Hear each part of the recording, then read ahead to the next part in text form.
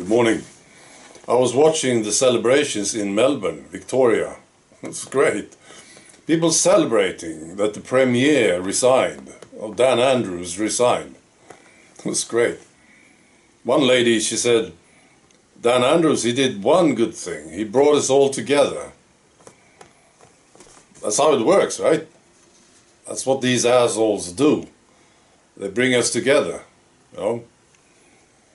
There was also this guy who called them Nazis there. I recommend this video. I'll post a link to it. It's great. Yemeni was asking him questions about this. And he couldn't answer any of them, actually. And he had to go, eventually. That was very, very good. Now, I was thinking about Dan Andrews. You know, he said that he talked to his family, right?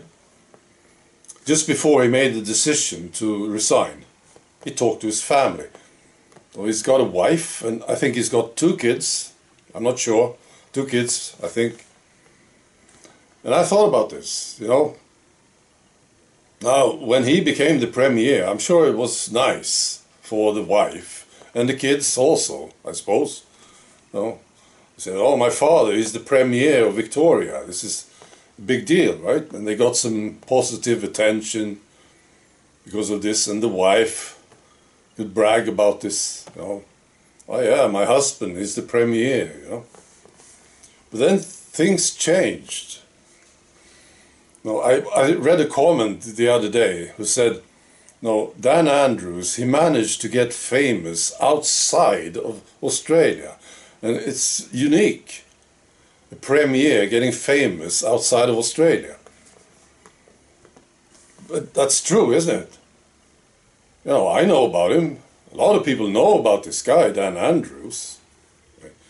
And they don't have nice things to say about him, do they? So, of course, the kids, for instance, they must know this. No. A lot of people around the world are saying bad things about my father. And the wife too, I'm sure. She knows about this. I'm pretty sure about this. This is the main reason why he resigned. It was getting too much for the family and for him. And it was getting close, wasn't it?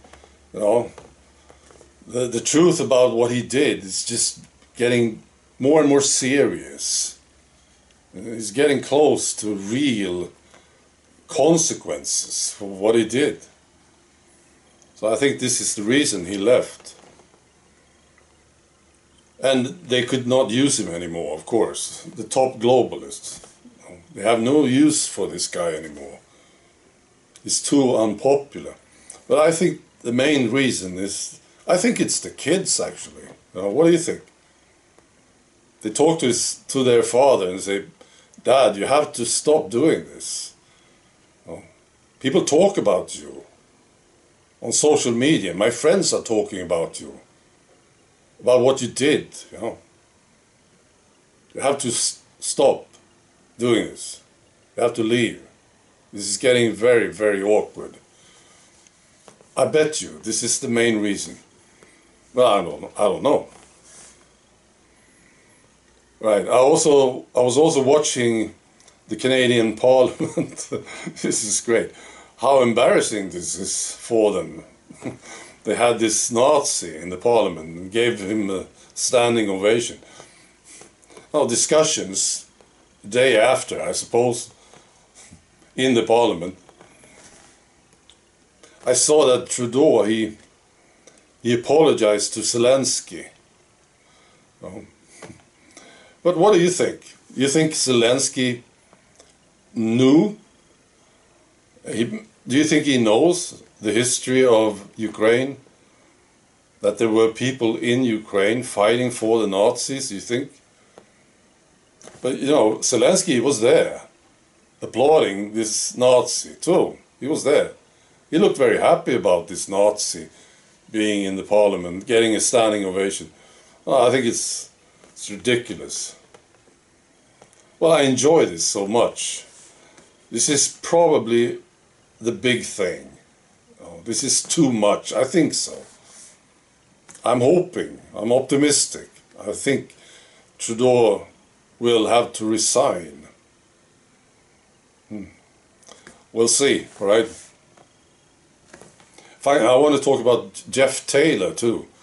Jeff Taylor, he's got a channel. I'm sure many of you know this guy. Now he starts his videos with "Hello there," and he's very still when he's talking, right? He's talking a lot about the EU and Brexit. Right? I think he's doing a great job, Jeff Taylor. I really like the guy. So I was watching him the other day, and he was talking about the possibility that the UK will block Rumble in the UK. I think there's a big possibility that this will happen. And Jeff Taylor talked about it, and it was very convincing, actually. They are working on this. So this means he was talking about Russell Brand. Right? Jeff Taylor was talking about Russell Brand and what's happening with him, right? But before he started talking about this, and I thought this was very sad. Before he talked about Russell Brand and what's going on with Rumble and stuff, right? He felt that it was important for him to say that he doesn't like Russell Brand. And he spent a long time explaining this. And he talked about the hate that he would receive for supporting Russell Brand or talking about Russell Brand. And this is how it works. I know this, of course. I've been saying good things about Russell Brand, right? And every time I do, there are people who say they have things to say about it. You're not supposed to like Russell Brand, you see. And this is a situation that we have in alternative media, I think. You're not supposed to like anyone, actually. Basically, you're not supposed to like anyone. And that's really my suggestion to Jeff Taylor. Just hate everybody. And these people will be happy. This is like a hate brigade in alternative media. Well, my real suggestion is just ignore them, you know. Talk about anyone you want. Don't care. You shouldn't care about this. That's my advice to you, Jeff Taylor. They will not like anyone, these people. No, I actually had a conversation with one guy some time ago about Hugo Talks. That's another channel, right? And this guy said, well, Hugo Talks, he says, this guy is so and so, and this guy is controlled opposition, and so on, right?